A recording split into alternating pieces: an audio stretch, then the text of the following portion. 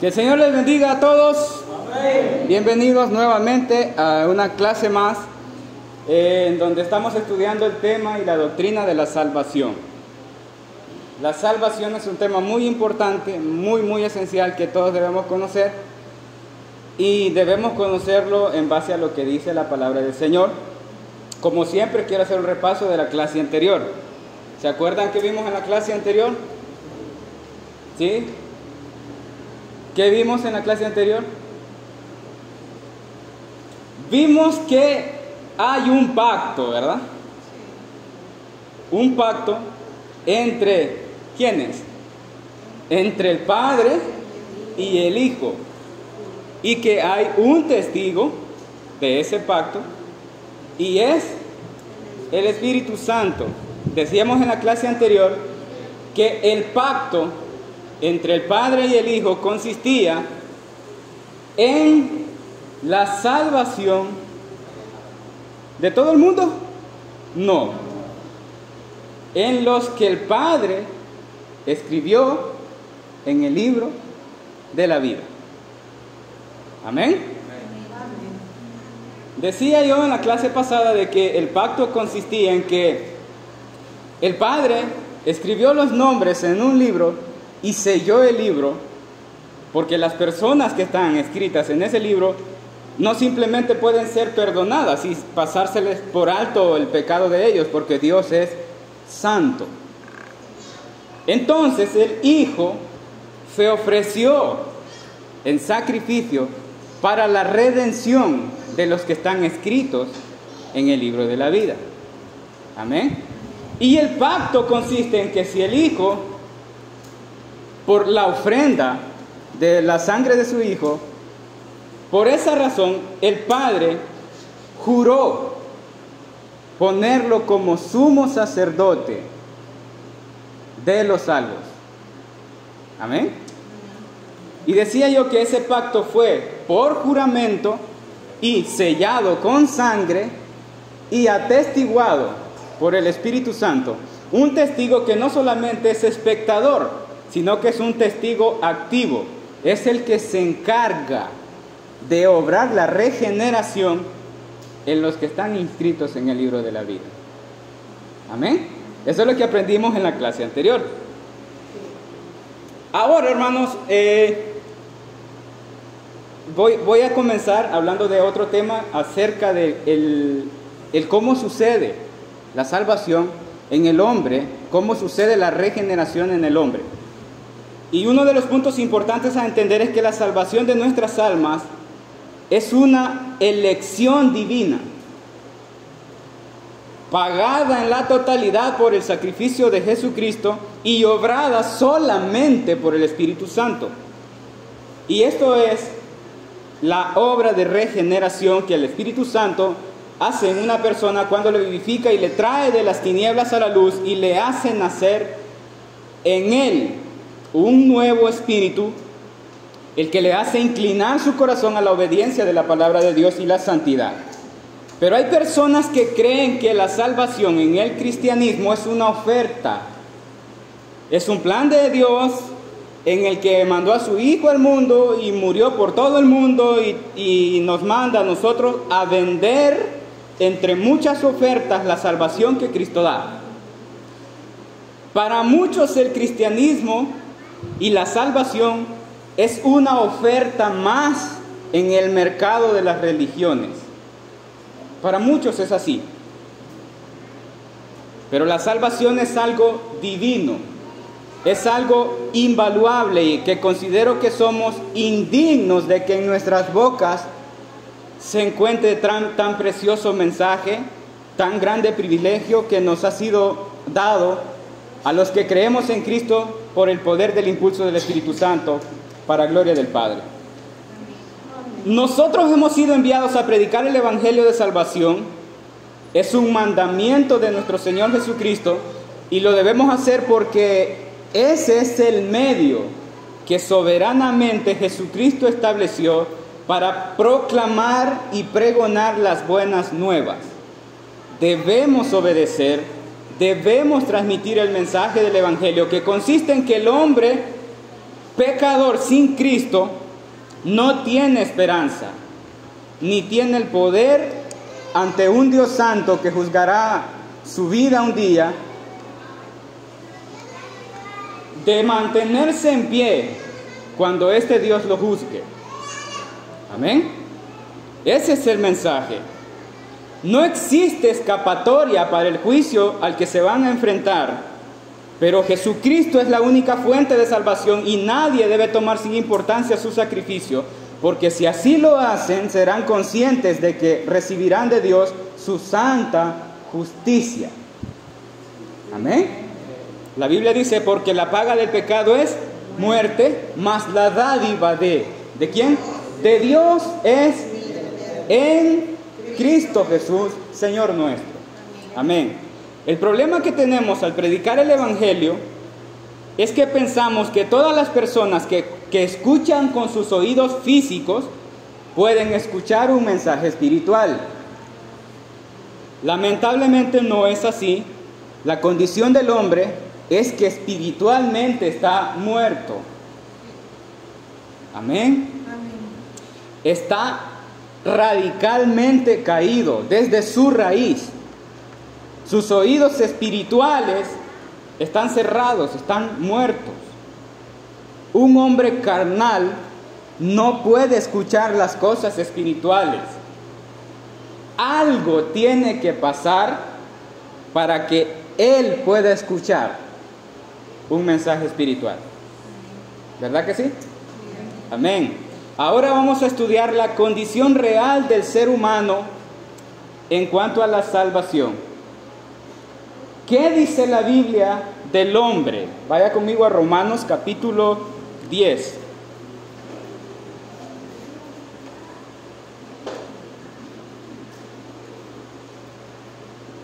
Romanos capítulo 10.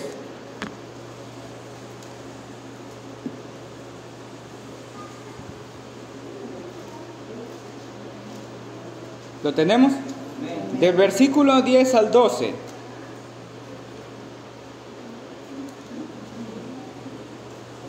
¿Lo tenemos, hermanos? Del 10 al 12 dice, Romanos 3, perdón, hermano. Romanos capítulo 3, estaba equivocado en la cita. Romanos capítulo 3, versículo 10. Perdón por el error ahí. Versículo 10 al 12. ¿Lo tenemos? Amén. Como está escrito, ¿cómo dice? No hay justo, ni aun uno. No hay quien entienda. No hay quien busque a Dios. Todos se desviaron a una, se hicieron inútiles. No hay quien haga lo bueno, no hay ni siquiera uno. Está complicado, ¿verdad? No es la mejor descripción del ser humano en estos versículos, porque dice cosas muy, muy fuertes. Dice, no hay justo, no hay quien busque a Dios, todos se desviaron, no hay quien haga lo bueno, ni siquiera uno. Pero me va a decir usted, pero hermano Eliseo, hay personas que hacen obras buenas. Hay personas que nosotros creemos que son buenas. Pero lo que la Biblia dice no es así. Porque la Biblia no mide las cosas en base a lo que nosotros creemos. La Biblia está escrita en base a lo que Dios opina del hombre. Amén. Entonces, no, hermano Eliseo, yo no estoy de acuerdo. Yo sigo sin aceptar que hayan personas que no sean buenas, que hayan personas que no sean justas. Y yo sé que hay personas que buscan a Dios. Pero aquí el versículo dice, no hay quien lo busque. Bueno, pero yo todavía no me convenzo, hermano Eliseo. Bueno, vamos a Marcos capítulo 10. Marcos capítulo 10, versículo 18.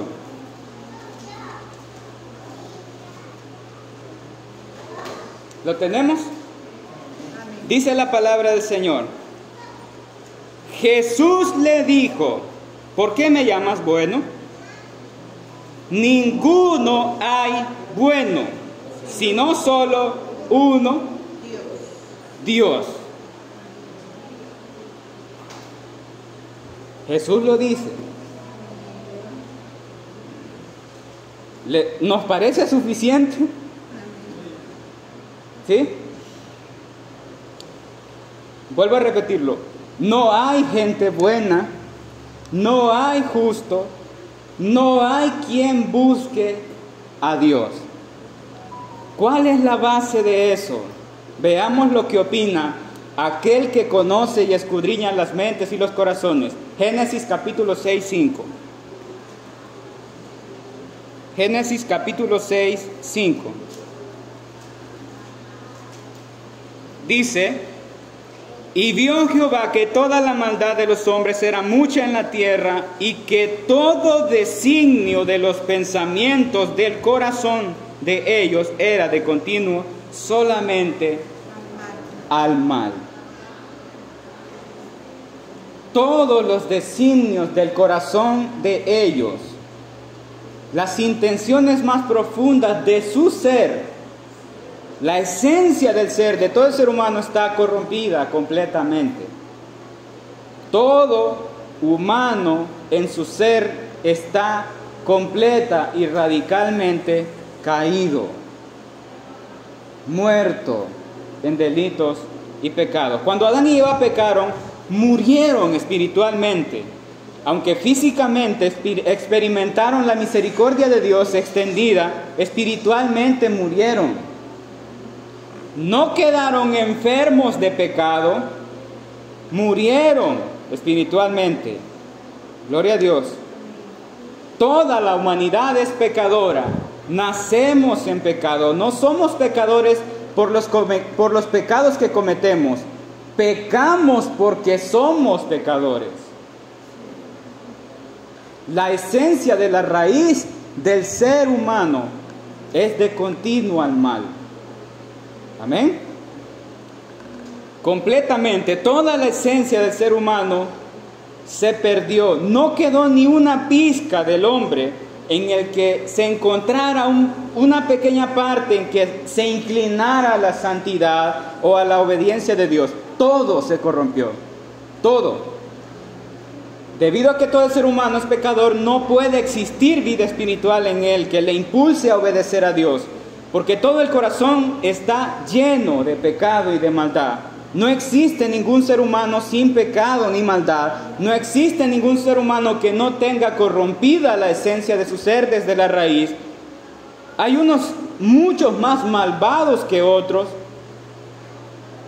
Tal vez nosotros consideramos que nosotros no seríamos así de malos, porque vemos que hay gente que es demasiado mala. Pero lo único que restringe a un pecador de no ser más pecador y más malo de lo que puede llegar a ser son las manos restrictivas de Dios. Amén.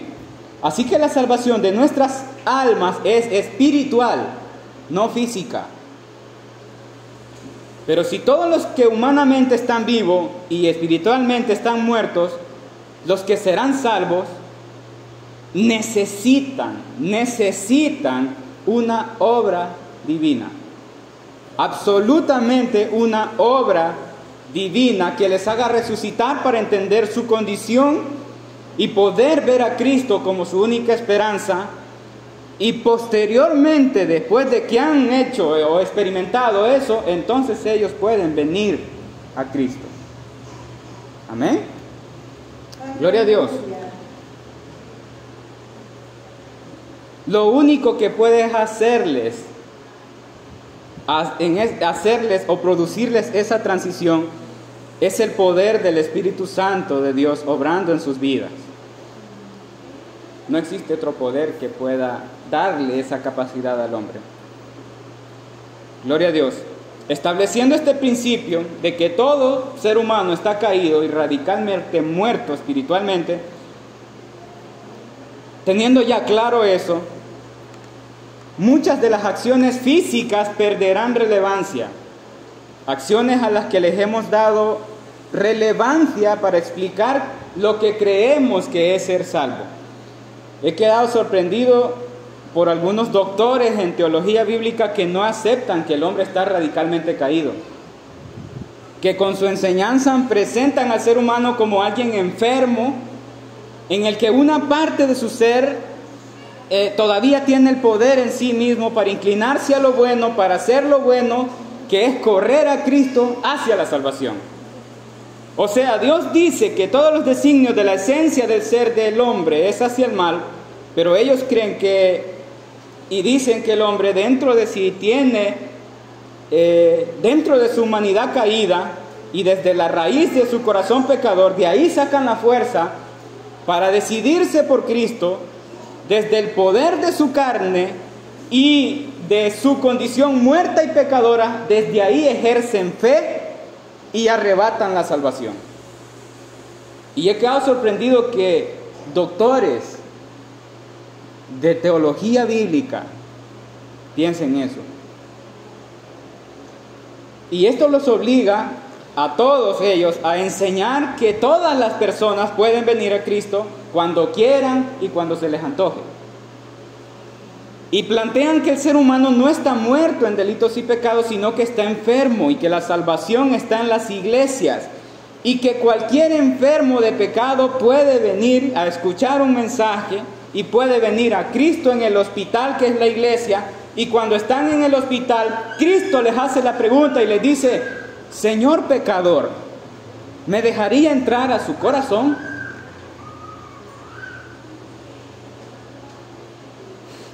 Mire, yo sé que usted es la peor cosa y abominable de este mundo, hundido en su pecado, pero yo quiero limpiarlo. ¿Me dejaría perdonarlo de sus pecados y limpiarlo? Pues sí, yo se lo ofrezco, ¿verdad? Si usted quiere, señor pecador. Eso es, si usted quiere. Porque yo soy un caballero. Y claro, si usted me da permiso, y solo si usted me autoriza, yo con gusto le puedo inyectar la salvación. Para todo esto, el Padre y el Espíritu Santo están nerviosos de que todo el plan de la salvación esté en la decisión de un vil y miserable pecador. Y todo ese suspenso está mientras el pecador hace la decisión. Y el señor pecador moribundo en estado de semicoma le da el permiso al Señor de entrar a su corazón para que le inyecte la vida eterna y le dé salvación. Entonces el Padre da un suspiro de consuelo. Y el Espíritu Santo, todavía nervioso, procede a transformarle el corazón al que le acaba de dar permiso al Señor de entrar al corazón. Es impresionante, ¿verdad? Pero he escuchado a muchas personas enseñar y defender eso como doctrina. Y solo para recordar la enseñanza, hay unos que creen en la colaboración con la gracia, que es que Cristo hizo una parte. Él hizo posible la salvación, pero que también depende de nosotros la salvación, y nosotros aceptamos la gracia salvífica o la rechazamos. Así han enseñado. Pero vamos a ver qué nos enseña la palabra de Dios, y creo que el señor pecador, a pesar de ser la cosa más horrenda ante los ojos de un Dios santo, se siente muy importante en este ejemplo. Quiero que vea conmigo lo que dice Juan capítulo 6, 63.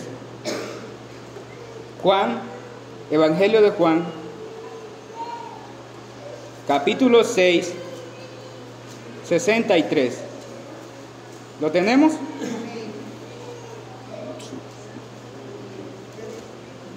Vamos a leer hasta el 65. Leemos: el Espíritu es el que da vida. ¿Quién da vida? el Espíritu. La carne para nada aprovecha. Las palabras que yo os he hablado son espíritu y son vida. Pero hay algunos de vosotros que no creen, porque Jesús sabía desde el principio quiénes eran los que no creían y quién le había de entregar. Y dijo: por eso os he dicho que ninguno puede venir a mí si no le fuere dado por el Padre. Vea qué interesante. Lo que estamos tratando ahorita es el punto de los que vienen a Cristo, ¿verdad? De los que corren y dicen yo quiero. Pero estamos estudiando qué dice Jesús acerca del hombre y de venir a Él. De venir a Él. Jesús está enseñando eso. Y dice: por eso os he dicho que ninguno puede. Gloria a Dios. Y vamos a mantener siempre en mente que el apóstol nos enseña que el hombre está muerto en delitos y pecados. Pero el versículo dice: ninguno puede venir a mí si no le fuere dado. Amén. Pero quiero que aprendamos las cosas paso a paso y palabra por palabra. Dice ninguno. ¿Qué quiso decir Jesús con ninguno? Nadie. Nadie. La siguiente palabra es puede. Es importante las palabras. Ninguno puede. Puede indica que nadie tiene el poder de hacerlo. Que nadie tiene la capacidad en sí de hacerlo. Si yo digo que el hermano Samuel no puede volar, es porque no puede volar. Y Jesús está diciendo aquí que nadie puede. Nadie puede. Pero ¿de qué es lo que Jesús está hablando? Dice: nadie puede venir a mí. Amén. Nadie tiene el poder de venir a Cristo si ese poder no le fuere dado por el Padre. Amén. Si recordamos la clase anterior, ¿quién es el que hace la elección soberana? El Padre. El Padre. ¿Quién elige los que están en el nombre, escritos los nombres? El Padre. Y Jesús está diciendo: nadie puede venir a mí si no le fuere dado por el Padre. Gloria a Dios. Jesús está hablando de aquellos de los que en Juan capítulo 17 dice: tuyos eran y me los diste. Amén. Pero dice el versículo: por eso os he dicho. Por eso os he dicho. Quiere decir que ya lo había dicho anteriormente. ¿A dónde lo dijo? Veamos el versículo 44. ¿Lo tenemos? Dice otra vez: ninguno puede venir a mí si el Padre que me envió no le trajere, y yo le resucitaré en el día postrero. Amén. Si aquí vuelve a repetir ninguno puede, quiere decir que no hay error de traducción, ¿verdad?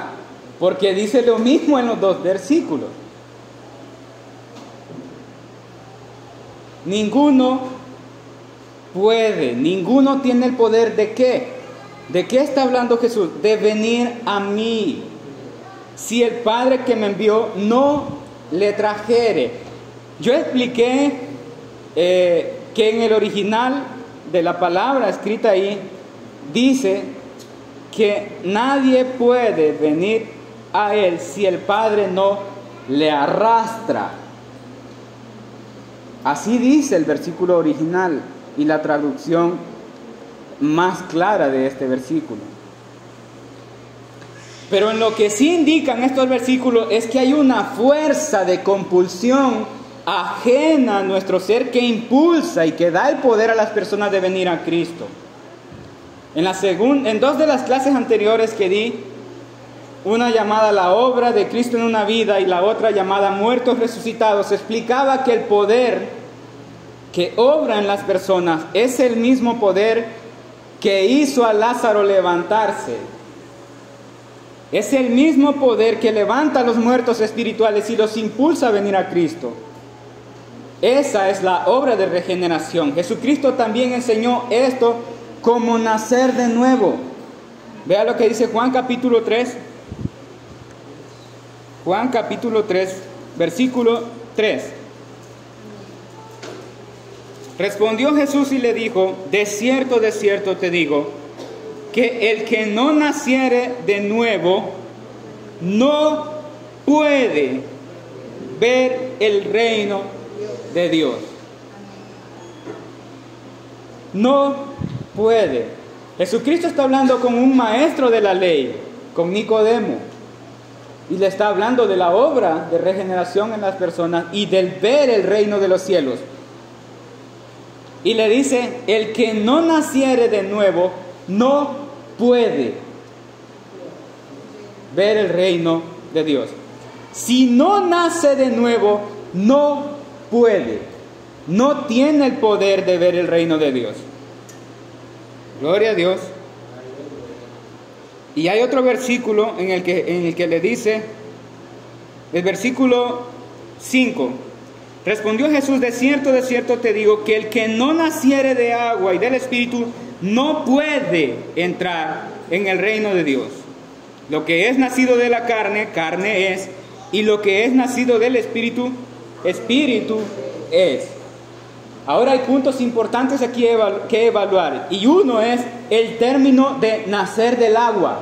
Quiero que me escuche esto. El nacer del agua es una aplicación de purificación y limpieza. Es de ser purificado en la sangre y por la sangre de Cristo. Esto se refiere a la intervención divina del Espíritu Santo en una obra que se llama regeneración.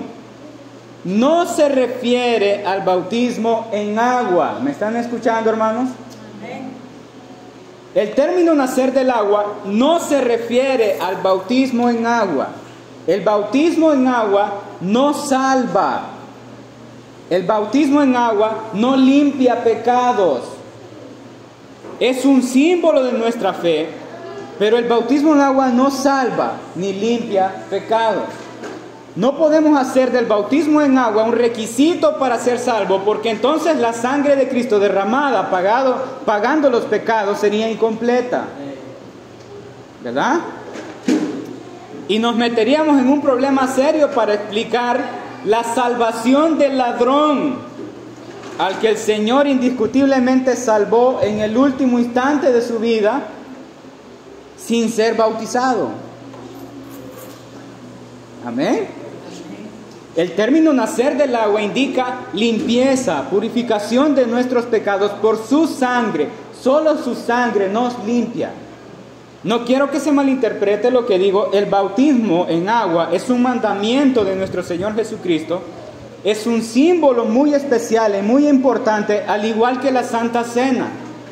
Pero los sacramentos ordenados por Jesucristo no limpian pecados.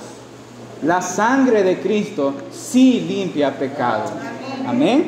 El término nacer del Espíritu, al que Jesús se está refiriendo, es ser vivificado, ser resucitado de los muertos espirituales por el Espíritu Santo.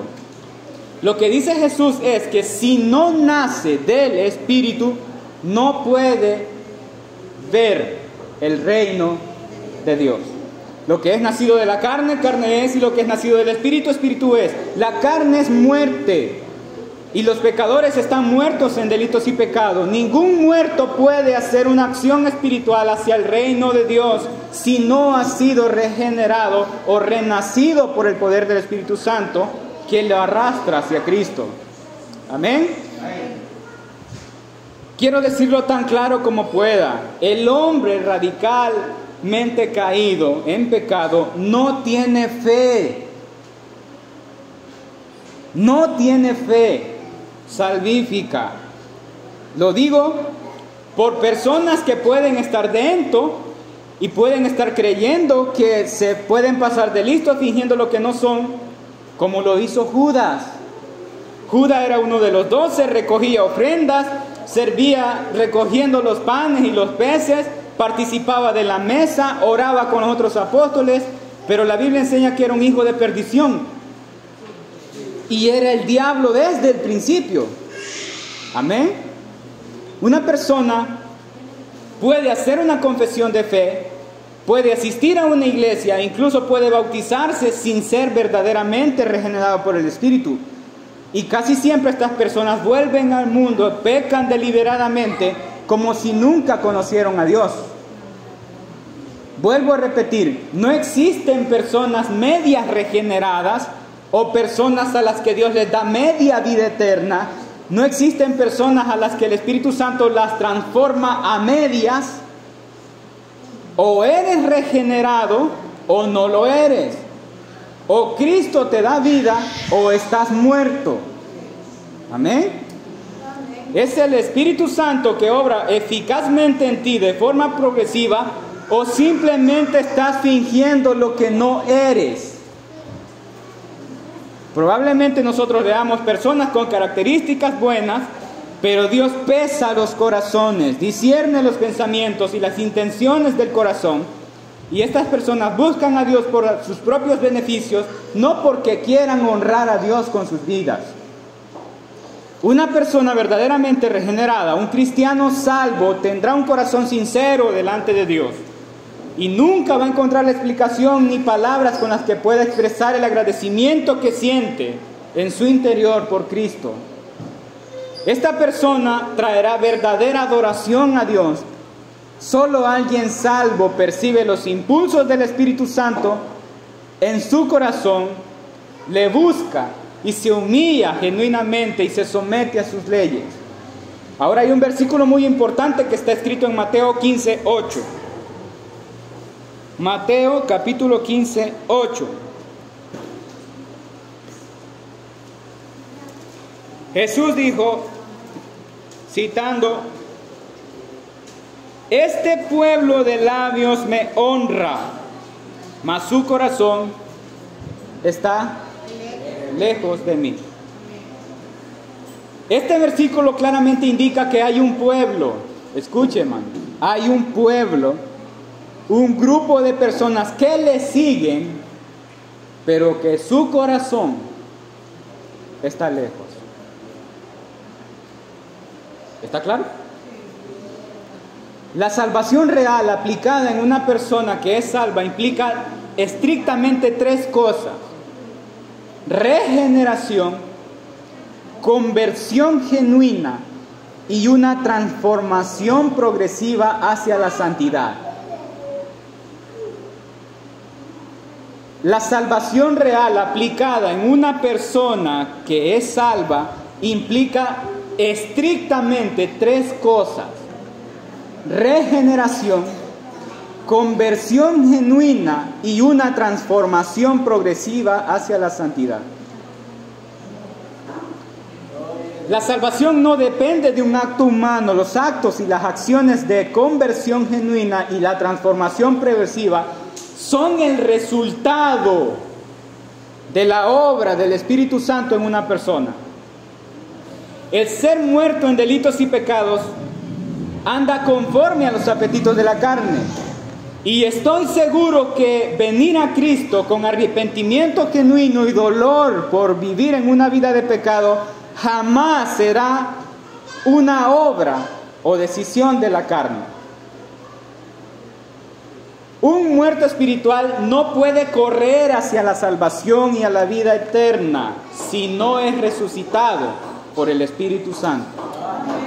El verdadero problema es que nos han enseñado que una persona que viene al frente, que levanta la mano y hace una oración del pecador, se salva. Pero la salvación no es evidenciada por la confesión con la boca. ¿Me están escuchando, hermanos? La salvación no es evidenciada por la confesión de la boca. Quiero que estudiemos ese versículo escrito por el apóstol Pablo en Romanos 10. Romanos capítulo 10, versículo 9 al 13. Dice: si confesares con tu boca que Jesús es el Señor y creyeres en tu corazón que Dios le levantó de los muertos, serás salvo. Al leer el versículo y a quedar ahí, solamente requiere de que si confiesas con tu boca que Jesús es el Señor y crees en tu corazón que Dios le levantó de los muertos, serás salvo. Al solo leer el versículo, todo indicaría que solamente es de decir: sí, yo creo, yo le confieso y soy salvo.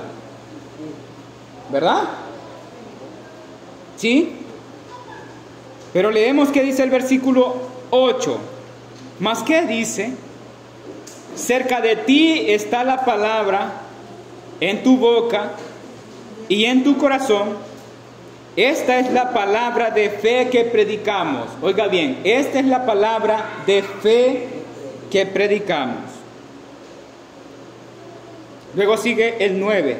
Que si confesares con tu boca que Jesús es el Señor y creyeres en tu corazón que Dios le levantó de los muertos, serás salvo.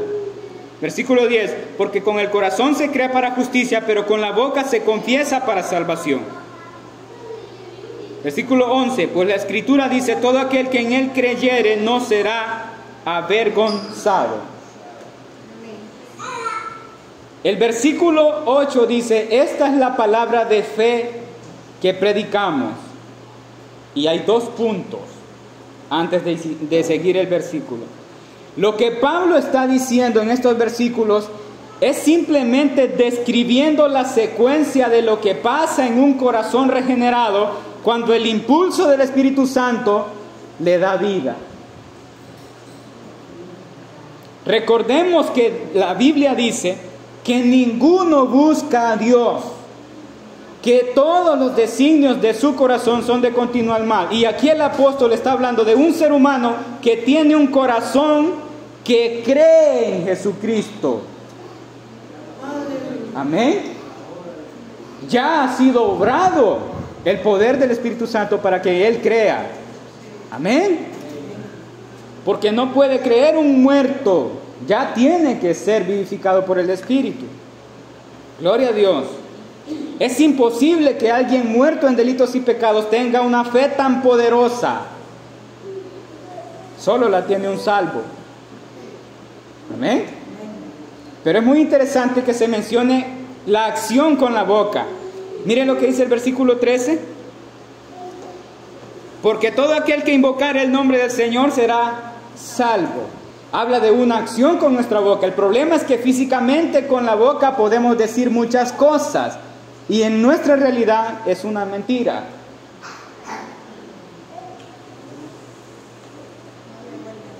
¿Sí? Veamos lo que Jesús dijo en Mateo capítulo 15, 8. Ya para ir terminando. Mateo capítulo 15, 8. Este pueblo de labios me honra, mas su corazón está lejos de mí. Hermanos, Jesús dijo: ustedes con sus labios me honran. Oiga bien, no solo me confiesan, sino que lo honran con sus bocas, pero su corazón está lejos. Así que no podemos estrictamente asegurar que alguien es salvo solo porque alguien, por una acción y decisión con la boca, públicamente lo dijo.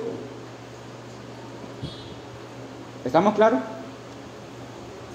La fe salvífica de alguien es evidenciada por regeneración, conversión genuina y transformación progresiva hacia la santidad. Aquí está la diferencia entre una persona que verdaderamente ha experimentado un poder transformador en su vida el Espíritu Santo de Dios llega y se apodera de sus corazones y les convence genuinamente de pecado y les arrastra a los pies de Cristo por el don del arrepentimiento. Les da vida y les mantiene en esa transformación progresiva. No es un arrepentimiento vacío, no es una decisión emocional de la que ellos se puedan arrepentir. No pueden ni entienden cómo es que Dios les ha amado tanto. Solo quieren servirle, buscarle y obedecer su palabra. Por el otro lado, Jesús dice que una persona puede confesar con su boca, levantar su mano, hacer oraciones, incluso seguirle por muchos años, bautizarse, honrarlo con su boca, pero su corazón está lejos de él. Estos son los mismos que han sido iluminados, han gustado la palabra, están dentro, pero su corazón está lejos de Dios. No olviden que hay trigo y hay cizaña y crecen juntos por mucho tiempo. No está en la decisión de seguirle, porque a Jesús le seguían muchos por sus propios intereses. Pero al final le aborrecieron y gritaban: crucifíquenle. Los mismos que le seguían, los mismos que le honraban con su boca, gritaron: crucifíquenle. Así que no está en lo que sale de la boca, está en lo que el Espíritu hace dentro de una persona. Gloria a Dios. La salvación no es el resultado de una confesión de fe con la boca, de levantar la mano y repetir la oración del pecador. Es importante, sí. Es necesario, sí. Pero no garantiza que alguien que haga eso con su boca es salvo. Jesús dijo: no todo el que me dice Señor, Señor, entrará al reino de los cielos. La salvación no es resultado de la decisión de un hombre, es el resultado de la obra del Espíritu Santo. Hay requisitos que se deben cumplir para que alguien sea injertado en el cuerpo de Cristo. Y esto es ser regenerado por el poder del Espíritu Santo o nacer de nuevo, que es lo mismo. Amén. Alguien convertido genuinamente, el Espíritu Santo hará visible en él una transformación progresiva en su vida hacia la santidad. Los verdaderos salvos son los que han sido injertados por obra del Espíritu en la vid, que es Cristo, y la raíz es santa. Los injertos darán fruto de santificación. Si no dan fruto de santificación, nunca fueron injertados por el Espíritu Santo, aunque estén dentro de la iglesia, junto a los salvos. Amén.